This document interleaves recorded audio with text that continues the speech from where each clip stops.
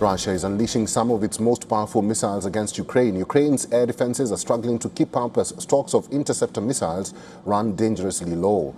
Yet even under pressure, Kyiv is striking back deep inside Russian territory, sending a message that the war is far from being one-sided.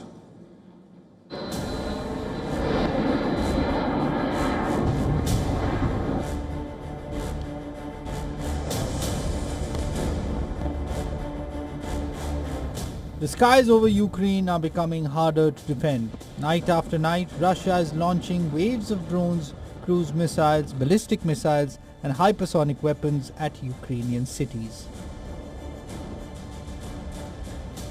Unlike slower drones, ballistic missiles plunge towards their targets at tremendous speeds.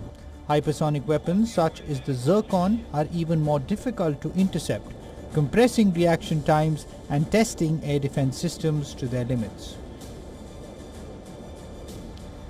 The pressure is beginning to show. Recent footage from Kyiv paints a stark picture. In the Golosivsky district, 4 Russian missiles slammed into targets in less than a minute. There were no interceptions, no explosions in the sky, just impact after impact. The devastation shows what President Volodymyr Zelensky has been warning. Ukraine's missile defense stocks are running thin. Zelensky has repeatedly appealed to both the US and Europe for additional air defense systems and interceptor missiles. He is urging Washington that shortages are becoming critical, but Western allies face their own production bottlenecks and depleted stockpiles, making immediate deliveries difficult.